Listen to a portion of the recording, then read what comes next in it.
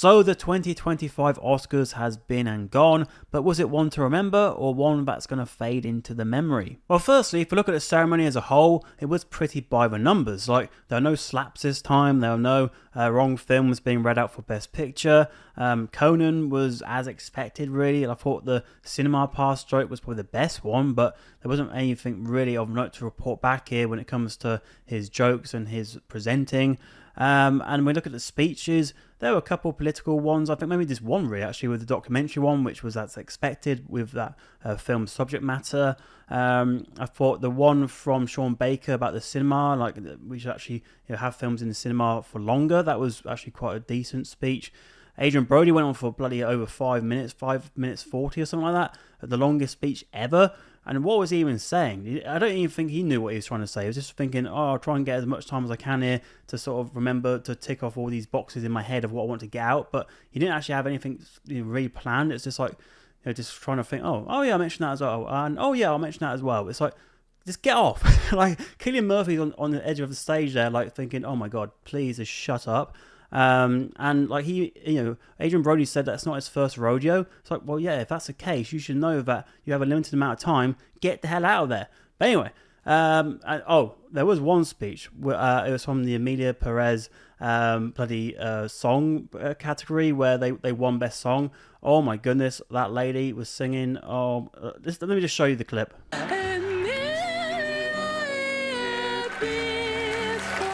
Will you two shut up? Next, let's go through the different categories to see who won and whether they deserve to win or whether there's been some injustice at play here. So we'll go down to the bottom and go up. For some categories like Best Documentary Short, Best Animated Short, and Best Live Action Short, I can't really mention a lot about those ones because I haven't seen them, unfortunately, but well done to those winners. So firstly, let's get to Best Visual Effects. This was a clear win, I think, for Dune Part 2. I think Alien Romulus, Better Man, I think they were happy to be nominated, but they didn't really have a chance. I think Kingdom of the Planet of the Apes, it's a shame that series hasn't got the full recognition it deserves over the years, but it got nominated, and Wicked as well. I think there is quite a good amount of visual effects which were very good in that film, so I was happy that got nominated too. But Dune Part 2 was the clear winner here and a deserved one.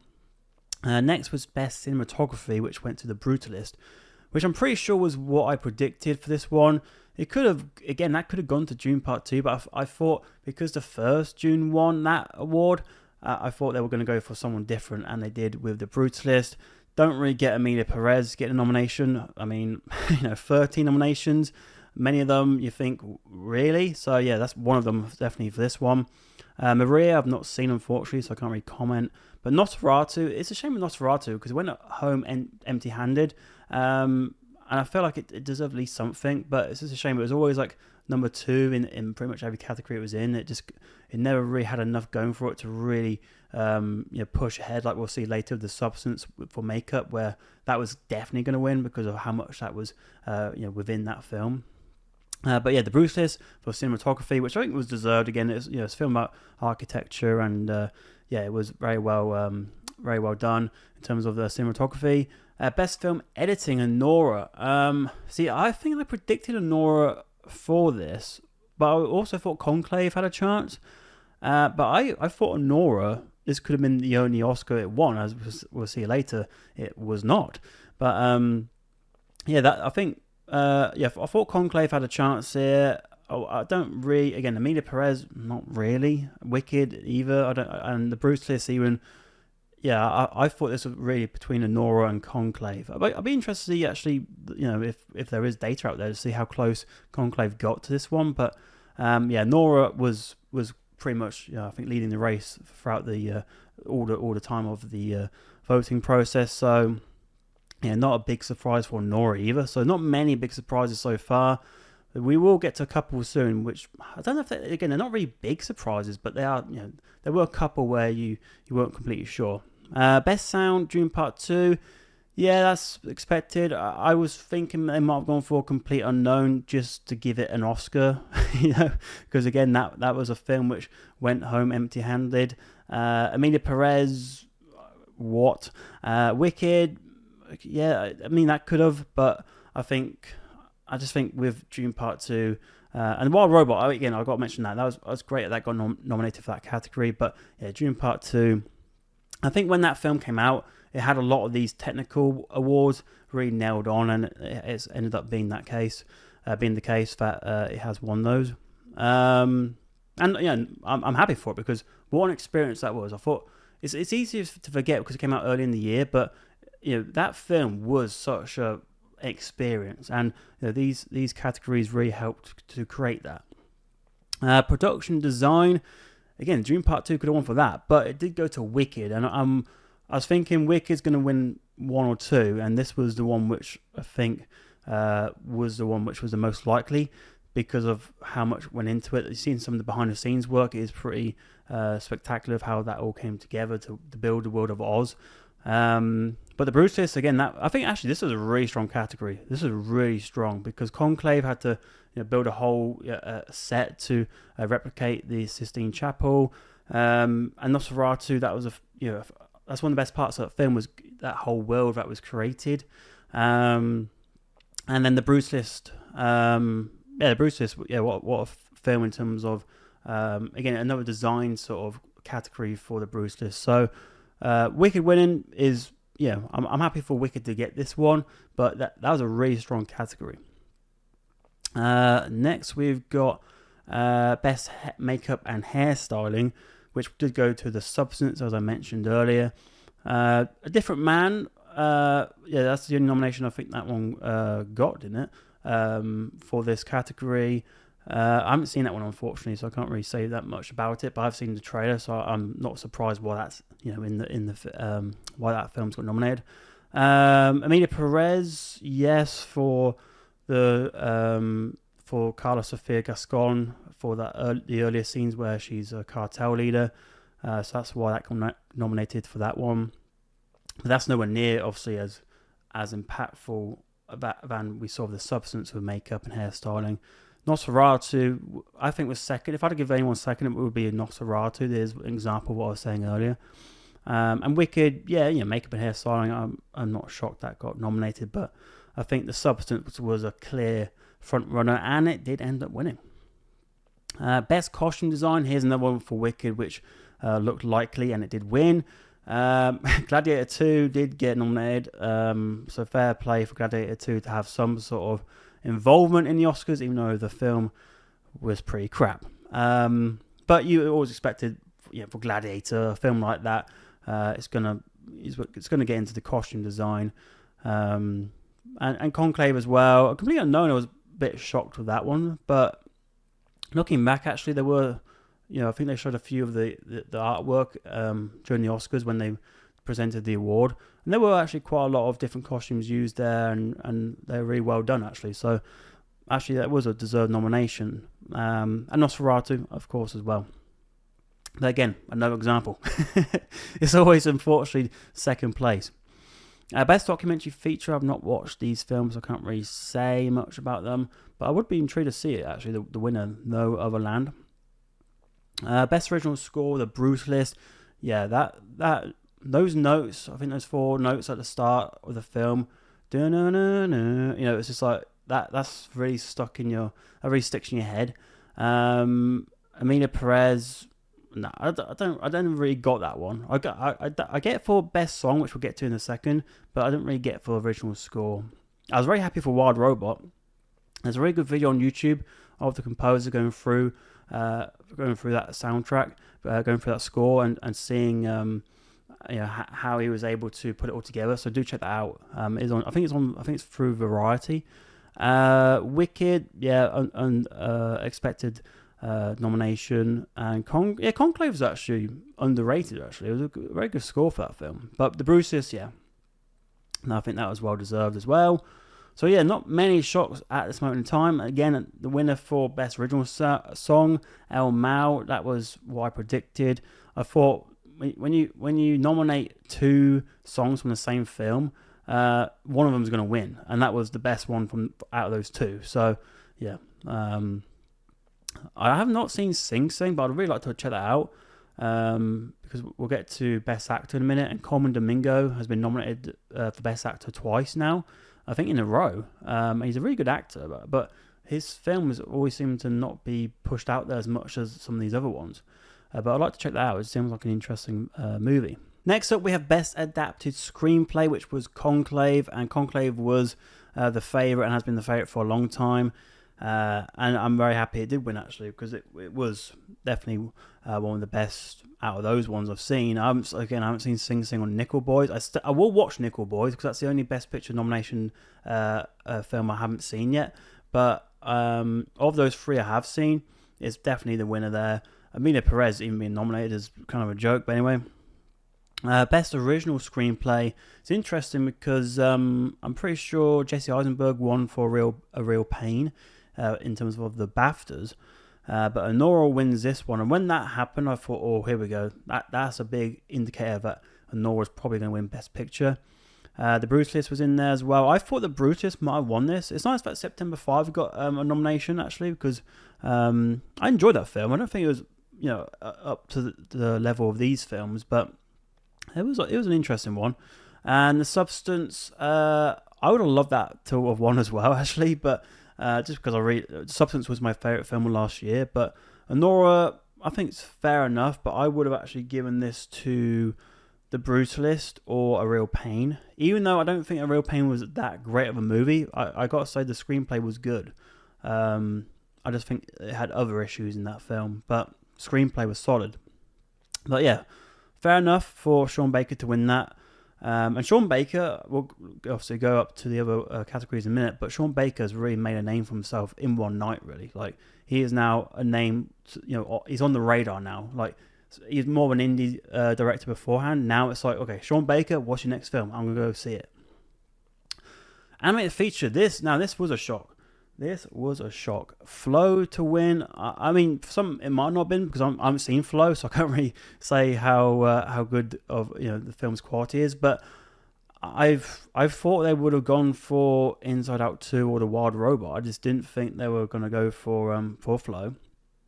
I didn't think they were going to go for Memoir of Snell. Again, I've not seen it, but it just didn't seem like there was much buzz around that film. And Wallace and Gromit: Vengeance the Most Foul, I think, is very overrated. I'm happy for Wallace and Gromit because I love Wallace and Gromit, but the film itself is not great in my opinion. So it should be happy for a nomination, and that's about it. The Wild Robot would have been a great win for DreamWorks. It's one of the best films they've done for a while. Actually, I'll say Puss in Boots: The Last Wish was also pretty good, but in terms of like original property, Inside Out 2, I don't think it was that strong. So there was a chance for an upset, and I thought the upset was going to come with The Wild Robot for Disney and Pixar. Disney hasn't actually won Best Animated Feature now for 3 years. So yeah, Flow from Latvia as well. First win for Latvia, so that's huge. And I will be seeing it very soon. It's out in the UK on the 21st of March, I believe. Now here's another slight shock, because I think when you nominate a film 13 times like Amelia Perez, you'd assume it's going to win Best International Feature, right? No. No, somehow it didn't. And I'm very happy it didn't, because I've just done a video on I'm Still Here. If you haven't seen it, do check it out. I'm Still Here. This is so well deserved. I've not seen I haven't seen Flow, I've not seen The Seed of the Sacred Fig or The Girl with the Needle, but Amelia Perez was, when one of these nominations got announced, was definitely the favourite. But after all the controversy around the film, it has definitely gone down. But that's great news, because that means the justice has been given to I'm Still Here, because that is by far the best film out of those two.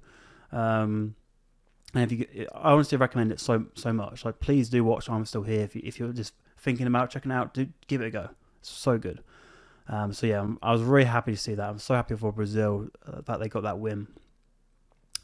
Best Director, Sean Baker. I still don't really understand why Denis Villeneuve wasn't nominated for Dune Part 2. But anyway, he should be there really ahead of James Mangold. I don't think Mangold did anything too extreme here to really get him that nomination for Complete Unknown. I would have actually given this to Coralie Farge for The Substance. I thought that was, in my opinion, the best directed film.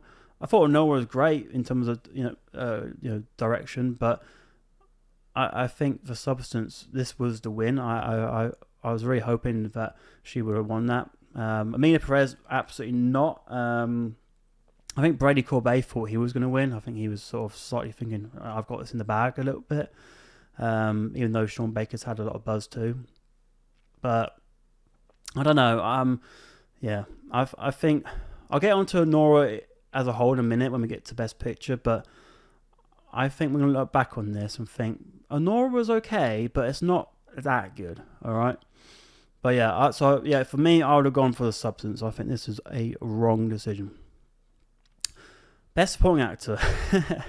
Now, I've only watched The Real Pain yesterday, and I thought Kieran Culkin was great, but I don't really get how he's a supporting actor in that film. I understand Jesse Eisenberg, he is the main character, and he's the one we're sort of analysing, Kieran Culkin's character, but he's in the film a lot. It's really two leads. So I think it's a bit of a joke. But I understand it was good in the film. I'd still say, though, that Jeremy Strong, for me, gave a better performance. And so I would have actually given this to Jeremy Strong or Guy Pearce. I think both of them, really. Yura Borisov was, I think that was a happy nomination. Edward Norton, it's a shame because that was a really sweet performance, but I just didn't think it had quite enough to reach the other ones here. But yeah, I'm happy for Kieran Culkin, but I think it's a nonsense for the film because he's really a lead actor. But taking that away, even if he's supporting actor, I still don't think he's the best one. But yeah, I think I would have gone for Jeremy Strong or Guy Pearce. I can't really decide between the two. I'll just say Jeremy Strong. Best Supporting Actress, Zoe Saldana. That's been a nailed-on one for ages. She's won all of them, really, when it comes to the big awards. Is it really injustice? No, I don't think so. I think Monica Barbaro was good. So was Isabella Rossellini. Ariana Grande, yeah, she was surprisingly funny in Wicked. I didn't know she had that sort of range. That's more of a surprise, but not enough to really get you a win here. And Felicity Jones, I don't think she was in the film enough. And as we've heard, a lot of people didn't even get to the second half of the Bruce list to see her performance, which I think is a nonsense as well. But I think she would be my second choice though. If Zoe Saldana didn't win this, it would be Felicity Jones. Also on Zoe Saldana, she is a supporting actress because in the latter part of the film she becomes that, but at the start she is the main one. She's the one who starts the film off. But it is mainly more than about Carla Sofia Gascon. She really takes it over, so that's more acceptable than Kieran Culkin, I would say. Best Actor, Agent Brody. That was expected, but there was a little bit of hope, I think, for some people for Timothée Chalamet because he won SAG, and Ray Fiennes is because he hasn't won one, and it would have been nice for him. He definitely deserves to win one in his career. So I haven't seen Coleman Domingo and Sing Sing. Sebastian Stan was very good in The Apprentice, so I was happy he got nominated too. But Adrian Brody, I would say just about deserves this. But yeah, it was not one where if he lost it and someone else won, I'd be like, wow, what are you doing? Like, it would have been, okay, fine. But yeah, he's now a 2-time Oscar winner. And he likes to speak a lot when it comes to speeches. Next, we have Best Actress, which this was a shock. Because I think a lot of people did have Demi Moore down for this one. I thought the stars were aligning for her here. To come back with this performance, to have an Oscar for her career as well. They do that. I thought the Oscars were gonna do that for Demi Moore, but they're going for Mikey Madison, who has been winning a lot of the other awards. So you can't really say it's a shock. But I just thought they were going to go for Demi Moore. I really did. Even though, out of all these people, Carla Sofia Gascon is the worst. Cynthia Erivo would then be next. I don't think she's bad, but she's just not on the level of the other three. And then I would actually say, I think if I had to pick, I would then go third place Mikey Madison, even though I really liked her and Honora. I'll then go Demi Moore. I think she's slightly better. And then I'll go for Nanda Torres. That would actually be my winner. But it's a shame. I think this is a thing. If this was an English actress, she might have won. I really do. I think it's that sort of, we'll give you a nomination and be happy with it. But actually, if you look at the performances, hers was, I think, the best one. And and so crucial for that film. So my winner would have been Fernanda Torres, but why don't Mikey Madison? That's now a real big career launcher for her. And lastly, we have Best Picture, which did go to Anora. And this is really a category where I look at it and think, can we be honest and be like, this is actually not a good year. Like, I mean, look at the bottom here. I haven't seen Nickel Boy, so I'll forget Nickel Boys for a second. But Wicked, if it's a good year, I don't think Wicked would get nominated for Best Picture. It's a bit like when Black Panther got nominated, you know? It's like I really enjoyed Wicked, but you'd hope in a year of films there would be 10 films which are better than that when it comes to the award season. But look, fair enough. It did something good in terms of you went to the film and you left with a spring in your step. So I'll always be happy with a film like that. But yeah, but then if you look at other films like Emilia Perez, like it was just awful, wasn't it? Really, let's be honest. A Complete Unknown was decent. Bruce Willis again. I really liked the Bruce Willis. I think the strongest ones here are I'm Still Here, Conclave, Dune Part 2, The Substance. I think those four, they really stick out to me as ones I'd happily watch again as well. Like, definitely The Substance, definitely I'm Still Here, Conclave. Yeah, those four really. Anora, I always thought Anora would get a Best Picture nomination, but I really thought, no way is it going to win. So I stand by that. I think it was an enjoyable film, but it's just, I think when we look back on this year and think, how did that win Best Picture? Really? I honestly think Conclave, The Brutalist, I'm Still Here, The Substance, would all win. Really should be winning this above Anora. But yeah, Anora's just, I think because there's been no controversy around it, it's been that film which I think the voters have just been like, yeah, let's just all go for that one. But yeah, I think when we look back, people watch Anora and think, was that really the best film of that year? And I disagree. I think Conclave won Best Film for the BAFTAs, and I'll be much happier with that as a win. But Conclave, I don't think got deserved love, unfortunately, from the Oscars. So yeah, I think overall, if we look at the Oscars 2025, it was pretty predictable with a lot of it.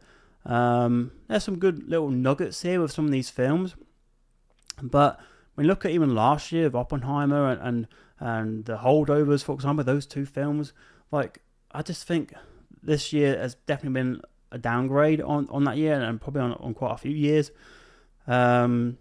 What's the reason for that? There might be, there's multiple reasons possibly in terms of the scheduling of these films as well. Because you got to think, Dune Part 2 is supposed to release the year of Oppenheimer, so it should have been part of that selection. It got delayed, of course, didn't it, with the strike? So yeah, the strike's involved. COVID, still catching up from that.